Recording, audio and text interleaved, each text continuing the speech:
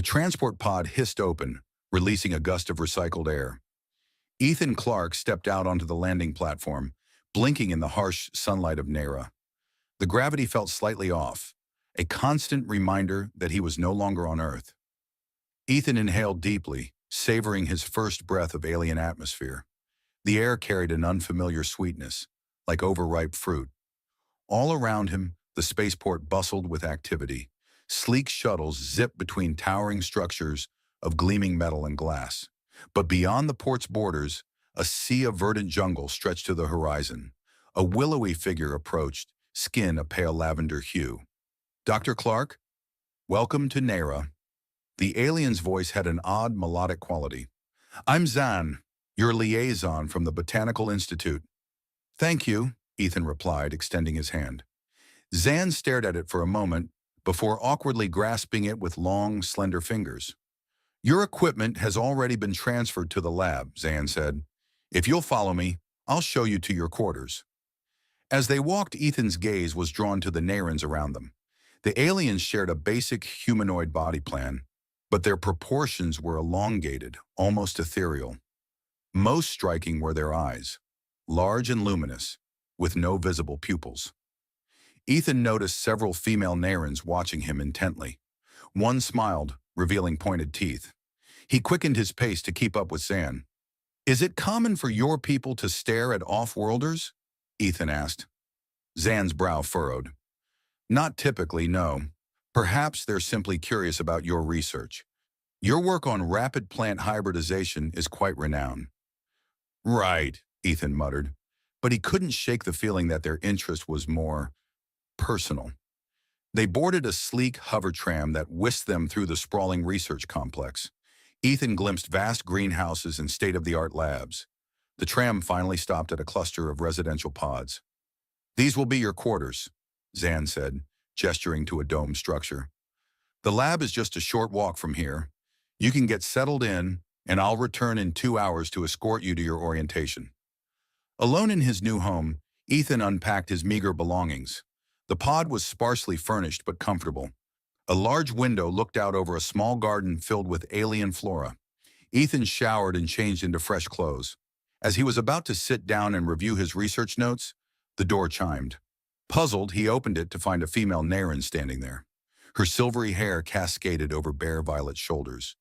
She wore some kind of shimmering bodysuit that left little to the imagination. "Hello, Earthman," she purred. "I'm Zira. I hoped we might get better acquainted." She took a step closer, her luminous eyes locked on his. Ethan backed away. "I'm sorry, there must be some misunderstanding. I'm not expecting visitors." Zira pouted. "Don't be shy. I've never been with a human before. I bet you're full of surprises." She reached for him again. "Look, I'm flattered, but I'm here to work. I think you should go." Ethan's voice was firm. Zira's expression hardened. "Fine. Your loss." She spun on her heel and stormed off. Ethan sagged against the doorframe, heart pounding. What the hell was that about? Before he could ponder it further, his comm unit chimed. It was Zan informing him that it was time for his orientation. Ethan straightened his clothes and headed out, trying to put the strange encounter out of his mind. The Botanical Institute was a marvel of alien architecture. Curved walls of some pearlescent material soared overhead. Ethan followed Zan through winding corridors, passing labs filled with exotic plants and sophisticated equipment. They entered a large chamber dominated by a holographic display of Nera. A statuesque Naran woman stood studying the image. She turned as they approached, and Ethan felt his breath catch. Her skin was a deeper shade of purple than most Narans he'd seen, with intricate patterns swirling across her exposed arms and face. Dark hair was pulled back in an elaborate braid, but it was her eyes that captivated him. They seemed to shimmer with an inner light. "Dr. Clark, allow me to introduce Dr. Leah Varan, head of xenobotany," Zan said. Leah's gaze locked with Ethan's. "A pleasure to meet you, Dr. Clark. Your work on accelerated plant evolution is fascinating. I look forward to collaborating." "Likewise," Ethan managed. He felt an odd tingling sensation, almost like a mild electric current passing between them. Leah smiled, revealing delicate fangs. "Come, let me show you what we've been working on." For the next hour, Leah guided Ethan through the Institute's various projects. Her brilliance was evident as she explained complex genetic manipulations and breakthrough cultivation techniques. Ethan found himself both impressed and slightly intimidated. As they examined a specimen of rapidly mutating fungus, Leah's hand brushed against Ethan's. A jolt of awareness shot through him. He jerked back, knocking over a tray of samples. "I'm so sorry," Ethan stammered, dropping to his knees to clean up the mess. Leah knelt beside him. "It's quite all right. These things happen." Her voice lowered. "Though I must say your reaction was rather intense." Ethan felt his face flush. "I'm not used to the gravity here yet. Makes me a bit clumsy." "Of course," Leah murmured, though her expression was skeptical. She helped him to his feet, her touch lingering longer than necessary. The rest of the tour passed in a blur. Ethan struggled to focus on the incredible research, distracted by Leah's proximity and the way other female staff members kept finding excuses to approach him. Finally, Leah led him to his personal lab space. "This area is yours to use as you see fit. Your Earth samples have already been placed in stasis. Is there anything else you require?" Ethan surveyed the equipment. "This is more than adequate. Thank you, Dr. Varon. Please call me Leah." She smiled warmly. "I hope you'll join me for dinner this evening. There's much more I'd like to discuss." Before Ethan could respond, alarms began blaring throughout the complex. Leah's expression turned grave. "What's happening?" Ethan asked. Leah's shoulders slumped. "Another failed birth. Come with me. There's something you need to see." They hurried through the corridors to a medical wing. Inside a sterile chamber, a team of doctors huddled around a bed. On it lay a Naren woman, her abdomen distended. She writhed in obvious pain. "Push!" a doctor urged. "You're almost there." With a final agonized cry, the woman's body went limp. The medical team worked frantically, but it was clear their efforts were in vain. After several tense minutes, they stepped back, heads bowed. "Time of stillbirth, 1542, one doctor intoned quietly. Ethan stared in horror. What happened?" Leah's voice was heavy with sorrow. "This is the curse that plagues our people. A genetic defect that causes most pregnancies to fail. Those few children born alive are weak, with shortened lifespans." She gestured to a row of stasis pods along one wall. Inside each was a tiny, motionless form. "Our population is in freefall," Leah continued. "At the current rate, Narans will be extinct within 3 generations." Ethan felt a wave of sympathy. "I had no idea. Is there nothing that can be done?" Leah's luminous eyes met his. "We've tried everything. Genetic therapy, artificial wombs, even cloning. Nothing works. It's as if our very DNA is breaking down." She placed a hand on Ethan's arm. That tingling sensation returned, stronger than before. "That's why your research is so vital. If we can apply your hybridization techniques to Naran physiology, it may be our last hope." Ethan nodded solemnly. "I'll do everything I can to help." As they left the medical wing, Ethan noticed several female staff members watching him intently. One winked as he passed. "Is it my imagination, or are people staring at me?" he asked Leah. She frowned. "Now that you mention it, there does seem to be unusual interest in you." "How strange." Before Ethan could press further, his comm unit chimed. It was a message from the Institute's director, requesting an immediate meeting. "You'd better go," Leah said. "We can continue our discussion over dinner. Shall we say 1900 hours in the main dining hall?" Ethan agreed and hurried to the director's office. He found himself ushered into a plush conference room. Several high-ranking Narans sat around a gleaming table, eyeing him with a mix of curiosity and suspicion. An elderly male introduced himself as Director Cav. "Dr. Clark, thank you for coming. Please have a seat." Ethan lowered himself into an oddly shaped chair. "Is there a problem, Director?" Cav's expression was grave. "That remains to be seen. We've received some concerning reports about your interactions with our female staff." Ethan blinked in surprise. "I'm not sure what you mean. I've been nothing but professional." A severe-looking female Naran leaned forward. "Multiple women have reported feeling overwhelming attraction to you. Some have even made inappropriate advances. This is highly irregular behavior." "I assure you, I've done nothing to encourage this," Ethan protested. Perhaps not consciously, Cav said, but the fact remains, your presence is causing disruption. We need to understand why. The severe woman, introduced as Dr. Mira, spoke again.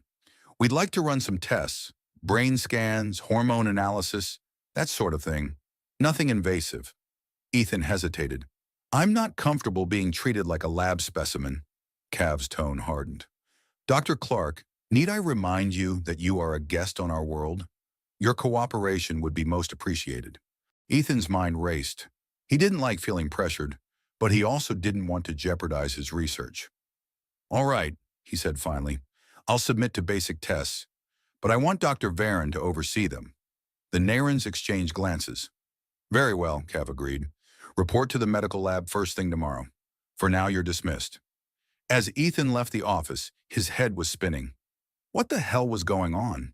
He'd come here to study plants, not become the subject of research himself. Lost in thought, he didn't notice the group of female Narans until he was surrounded. They pressed close, murmuring and giggling. Slender hands reached out to touch him. Ladies, please! Ethan tried to push through the crowd. I need to get by. Don't be shy, Earthman, one purred. We just want to get to know you better. Another nuzzled against his neck, inhaling deeply. You smell divine. Ethan felt panic rising. He broke free and ran, not stopping until he reached his quarters. He slumped against the door, breathing hard. What had he gotten himself into? The door chimed, making him jump. Ethan opened it cautiously to find Leah standing there. Concern etched on her delicate features. Are you all right? She asked. I heard there was some kind of commotion. Ethan ran a hand through his hair. I honestly don't know. Everything's happening so fast. I feel like I'm losing my mind. Leah's expression softened. Why don't we skip the dining hall? I'll have food brought here, and we can talk privately.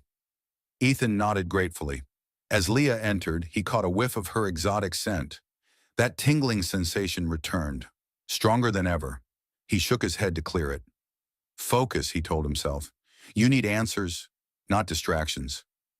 Leah settled gracefully onto a chair. Now then, why don't you tell me everything that's happened since you arrived? Ethan took a deep breath and began to speak. As he recounted the day's events, Leah listened intently, her luminous eyes never leaving his face. By the time he finished, night had fallen outside. The garden beyond the window was alive with bioluminescent plants, casting an ethereal glow. Leah was silent for a long moment. It's clear something unusual is happening, she said finally, but I have a theory. She leaned closer, and Ethan caught that intoxicating scent again. His pulse quickened. I believe you may be emitting some kind of pheromone, Leah continued, something that affects Naran females on a biochemical level. Ethan frowned. But how is that possible? I'm a completely different species. Leah's eyes gleamed with excitement. Exactly. Your alien biology may have produced a compound our bodies interpret as a powerful aphrodisiac. It's unprecedented, but not impossible. She reached out, trailing her fingers along Ethan's arm. That electric tingle intensified. We'll need to study this thoroughly, of course. It could be the key to solving our fertility crisis. Ethan's head swam. He wasn't sure if it was from the implications of Leah's theory or her proximity. I don't know if I'm comfortable with that. I came here to be a botanist, not some kind of breeder. Leah's expression grew serious. Ethan, you've seen the dire situation we face. If there's even a chance your pheromones could help, don't we have an obligation to explore it? He stood abruptly, pacing the room. This is all happening too fast. I need time to process it. Leah rose as well, moving to stand before him. Of course, I don't mean to pressure you, but please consider the potential. You could quite literally save our entire species. Their eyes locked, and Ethan felt that spark of connection again. He opened his mouth to respond, but before he could, the door burst open. A group of female Narans spilled into the room, eyes fixed hungrily on Ethan. Leah whirled to face them, shouting something in the Naran language. But the women paid her no heed. As they advanced, Ethan backed away. His heel caught on a chair, sending him stumbling backwards. He crashed through the window into the bioluminescent garden beyond. The last thing Ethan saw before losing consciousness was Leah's face, etched with concern as chaos erupted around them. Ethan awoke to the sterile smell of antiseptic and the soft beeping of medical equipment. His head throbbed and every muscle ached.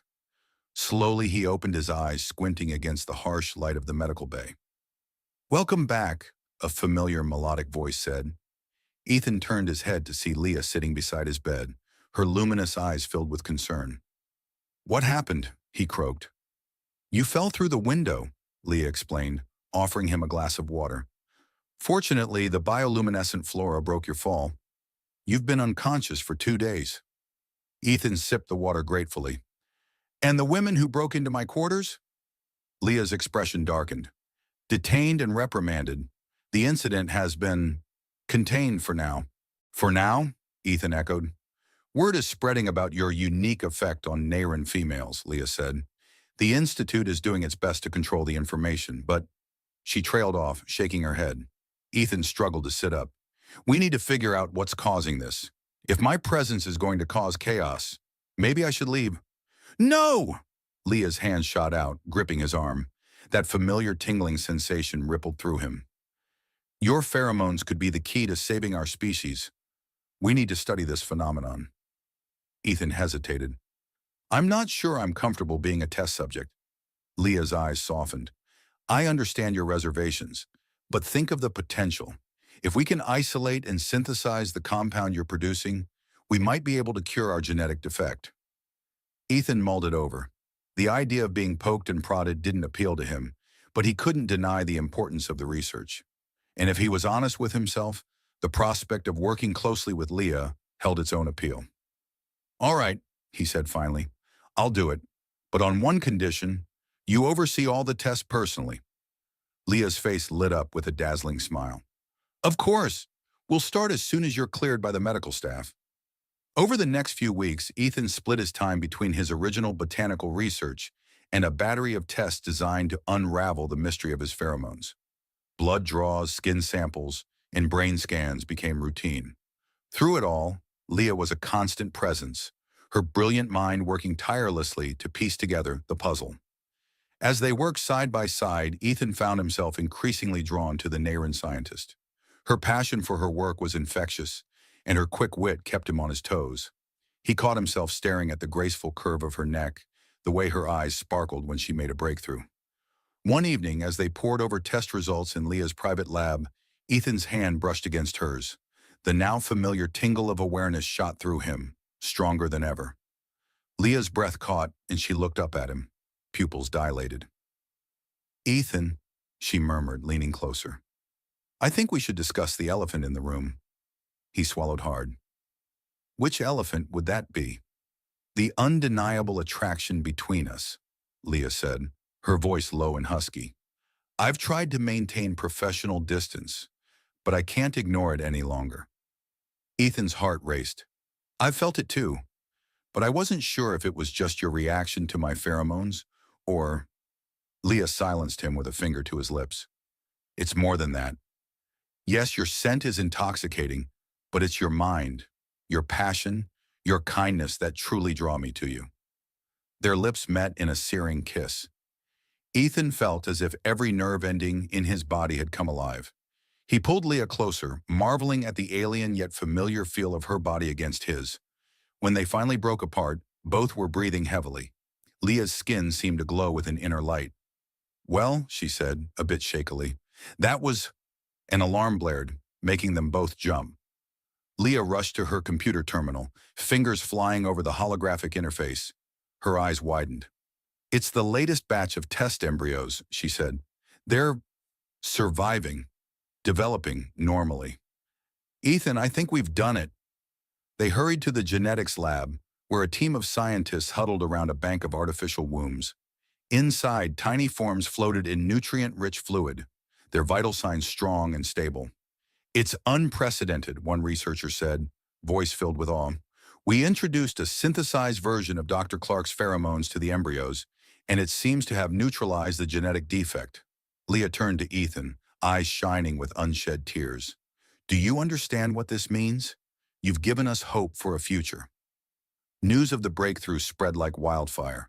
Within days, Ethan found himself hailed as a savior by many Narans. But with adulation came complications. Everywhere he went, crowds of female Narans gathered, hoping for a glimpse, or more, of the miracle human.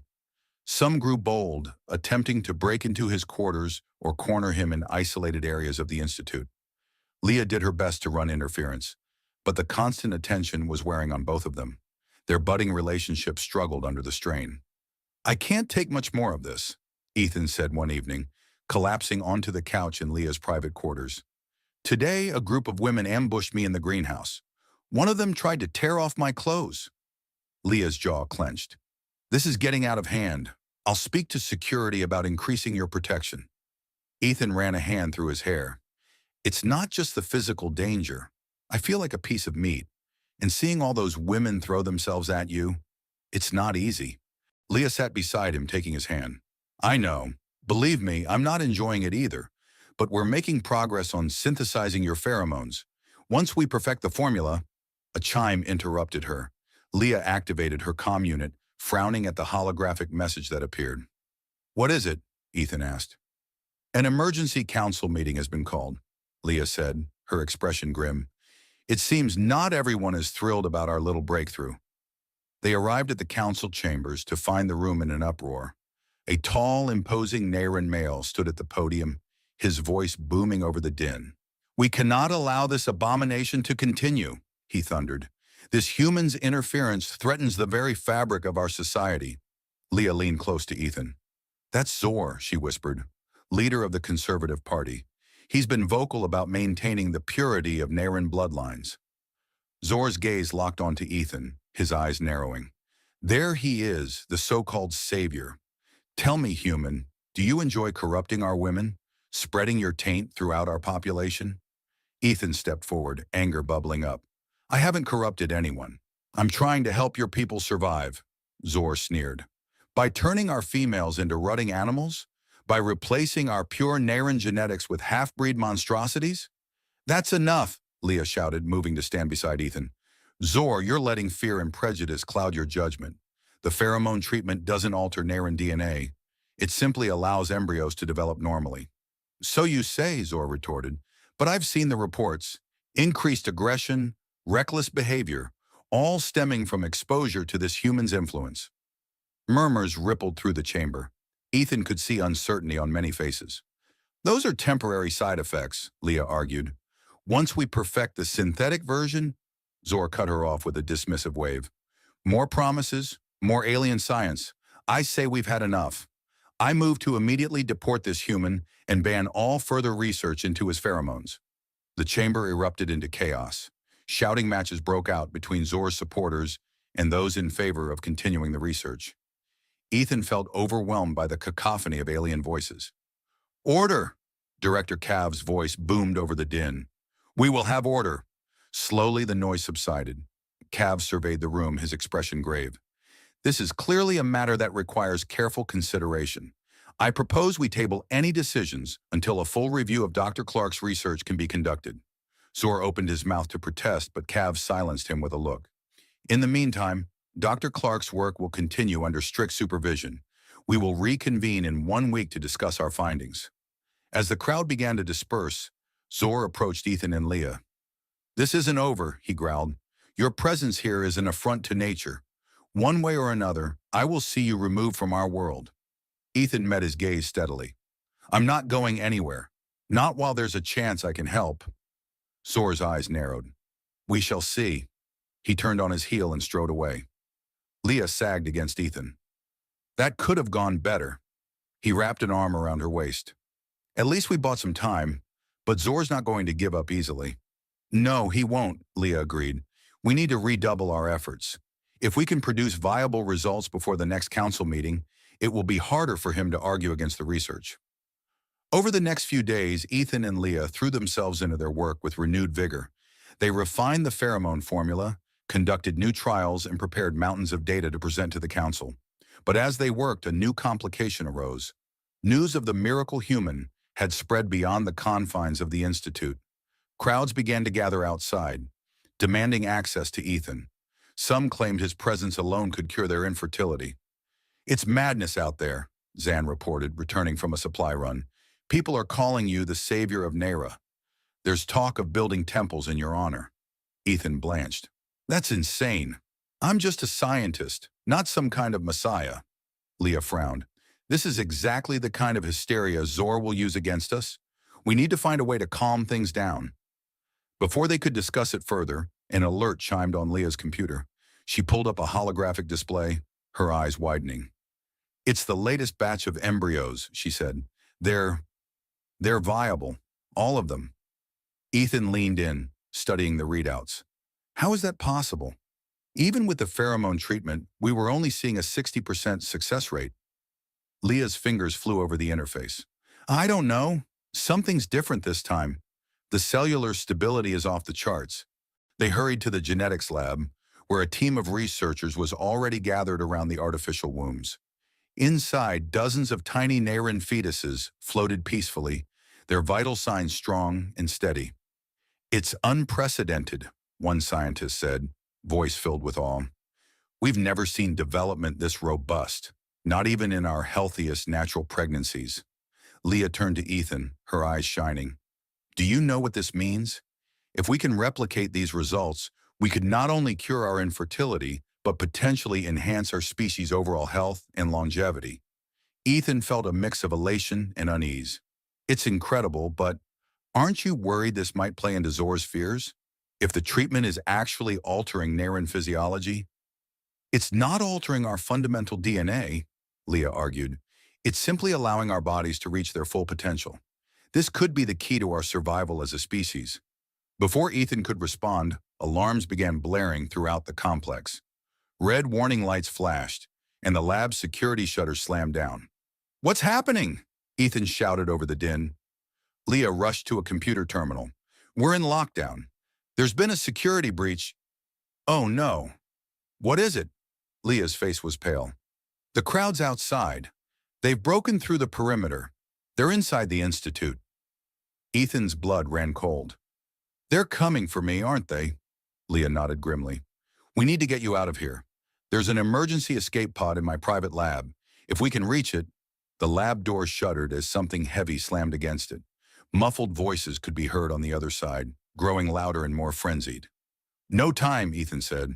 We need to face this head on. If I run, it'll only make things worse. Leah looked at him, fear and admiration warring in her eyes.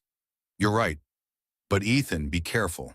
In this state, they might tear you apart trying to get to you. The door burst open. A sea of Neran faces peered in, eyes wide and hungry. At the sight of Ethan, a cry went up from the crowd. The Savior, he's here! Bless us with your touch! Give us your seed, Earthman! The mob surged forward. Ethan stood his ground, heart pounding. He raised his hands, trying to project calm he didn't feel. Please, he called out. I know you're desperate for help, but this isn't the way. I'm just a scientist, not a miracle worker. Liar, a voice shouted from the back. You've been hoarding the cure for yourselves. Ethan recognized the speaker. It was Zor, his face twisted with rage. The conservative leader pushed his way to the front of the crowd. See how they hide him away? Zor cried. While our people suffer, they keep the humans' gifts for the elite. The crowd's mood shifted, anger replacing desperate hope. They began to advance on Ethan and the research team. Leah stepped forward, her voice ringing out. Stop. Think about what you're doing. If you destroy our work, you destroy any chance of a cure for all Nerans. Her words gave the mob pause. In that moment of hesitation, Institute security forces finally arrived, forming a barrier between the crowd and the scientists. Director Cav's voice boomed over the facility's comm system. This facility is now under lockdown. All unauthorized personnel must return to their quarters immediately. Anyone found in restricted areas will be detained and prosecuted. Slowly, reluctantly, the crowd began to disperse, but the fury in their eyes made it clear. This was far from over. As the last of the intruders were escorted out, Ethan sagged against a lab table. That was too close, Leah nodded, her face grim. Zor's propaganda is more effective than we realized. We need to change our approach. How? Ethan asked. Leah's eyes gleamed with determination. We go public. Full transparency. We show them everything. The research, the risks, the potential rewards. No more secrets. Ethan considered it. It's risky. Zor will fight us every step of the way. Let him try, Leah said, squeezing Ethan's hand. We have the truth on our side, and each other. As they began to plan their next move, Ethan couldn't shake a gnawing worry. The crowd's desperation, Zor's hatred, the incredible power of his pheromones.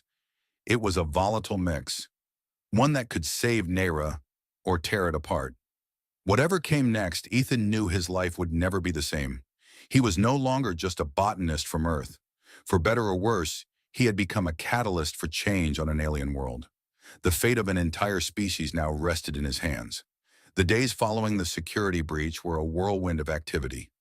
Ethan and Leah worked tirelessly to prepare their research for public scrutiny, knowing that transparency was their best defense against Zor's inflammatory rhetoric.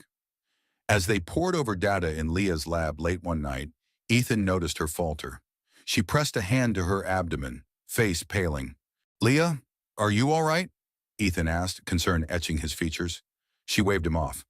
Just a bit of nausea. I've been feeling off for a few days now. Probably stress. Ethan frowned. Maybe you should get checked out. We can't afford for you to get sick now. Leah nodded reluctantly. You're right. I'll visit the medical bay in the morning. The next day, Ethan found himself pacing outside the exam room, anxiety gnawing at his gut. When Leah finally emerged, her expression was unreadable. Well, Ethan prompted. Leah took a deep breath. Ethan, I'm pregnant. The world seemed to tilt on its axis. Ethan staggered back, mind reeling. But that's impossible. We're different species. How?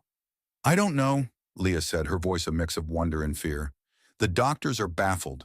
They want to run more tests, but it's real. We're going to have a baby. Ethan's head swam. A baby, his child, growing inside this alien woman he'd come to love. It was miraculous, terrifying, and utterly unprecedented. Before they could fully process the news, Leah's comm unit chimed. Director Cav's grave face appeared in hologram form. Dr. Varen, Dr. Clark, you need to come to the medical wing immediately. We have a situation. They hurried to the hospital sector, where they found Cav waiting with a team of agitated doctors. What's going on? Leah demanded. Cav's expression was grim. We've just confirmed 3 more pregnancies among Neran females who had contact with Dr. Clark. Ethan felt the blood drain from his face. 3 more? But I never. We know, Cav cut him off. These women merely spent time in your presence. It seems prolonged exposure to your pheromones is enough to trigger fertility in some Nerans. Leah's scientific curiosity warred with personal shock. This is unprecedented. The implications for our research are irrelevant if we can't control the spread of information, Cav interrupted. If word of this gets out before we understand what's happening. As if on cue, alarms began blaring throughout the facility. Cav's comm unit lit up with urgent messages. Too late, he growled. Someone leaked the news. It's already hit the planetary networks. Ethan's heart sank. Zor. Cav nodded grimly. He's calling for your immediate arrest and deportation.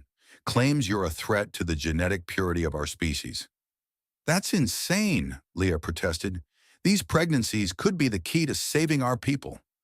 Try telling that to the mob forming outside, Cav said, gesturing to a security feed. A seething crowd of Nerans had gathered at the Institute's gates, their angry chants audible even through the thick walls. Ethan squared his shoulders. We need to face this head on. Let me address them directly. Cav hesitated. It's too dangerous. They'll tear you apart. Not if we control the narrative, Leah interjected. We'll set up a secure broadcast. Let Ethan speak to everyone at once, without risking his safety. Within the hour, they had rigged up a makeshift studio. Ethan stood before the cameras, heart pounding. Leah gave him an encouraging nod from behind the console. People of Nera, Ethan began, his voice steady despite his nerves. I know you're afraid, confused, angry. I understand those feelings. What's happening here is unprecedented, but I beg you to listen with open minds and open hearts. He took a deep breath. Yes, it's true that several Neran women have become pregnant after exposure to my pheromones. But this isn't an invasion or a corruption of your species. It's a miracle, a chance for survival. Ethan went on to explain the science behind their discoveries, the potential for curing the genetic defect plaguing Naren society. He spoke of hope, of a future where Naren children could be born healthy and strong. I didn't come to your world to conquer or to change you, he concluded. I came as a scientist, seeking to learn and to help. Now fate has given us an opportunity to save an entire civilization. Will you join me in embracing that chance? As the broadcast ended, an eerie silence fell over the Institute. Then gradually the angry shouts outside turned to murmurs of debate. It wasn't a complete victory, but it was a start.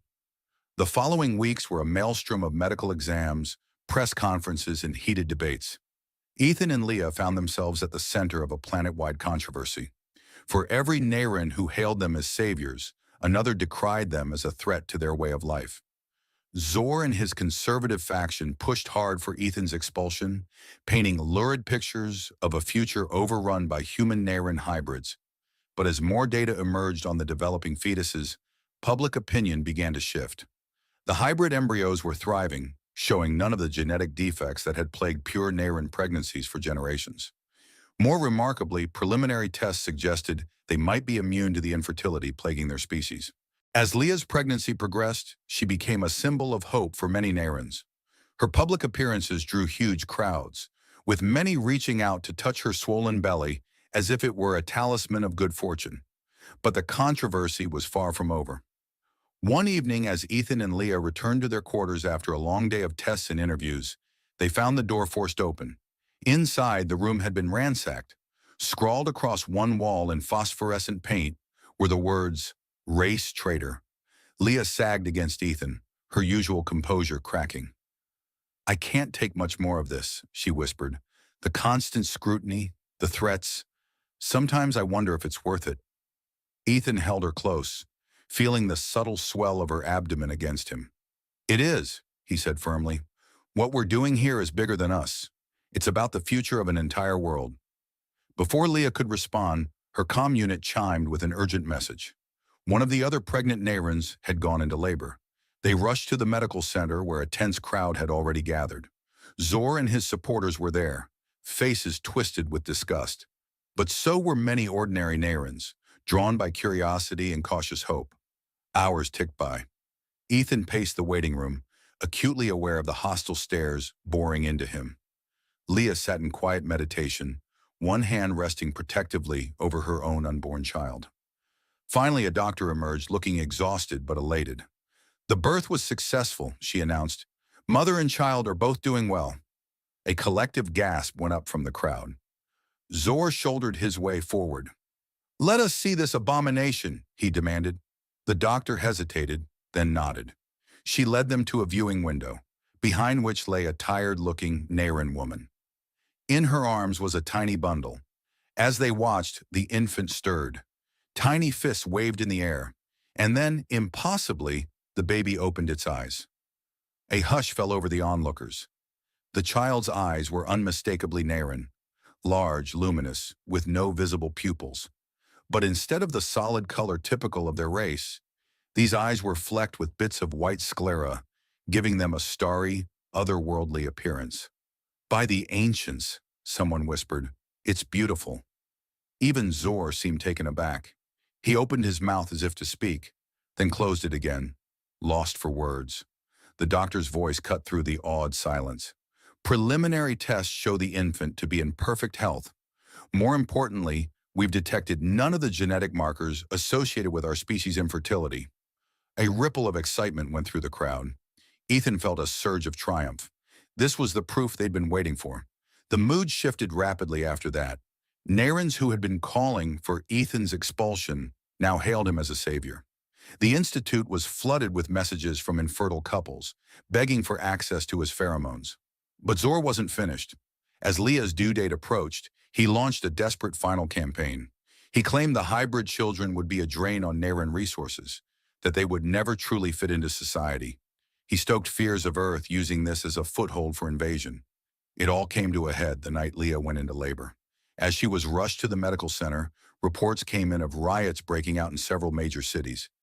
Zor's supporters clashed with those in favor of the hybrid program. The fate of an entire world seemed to hang in the balance.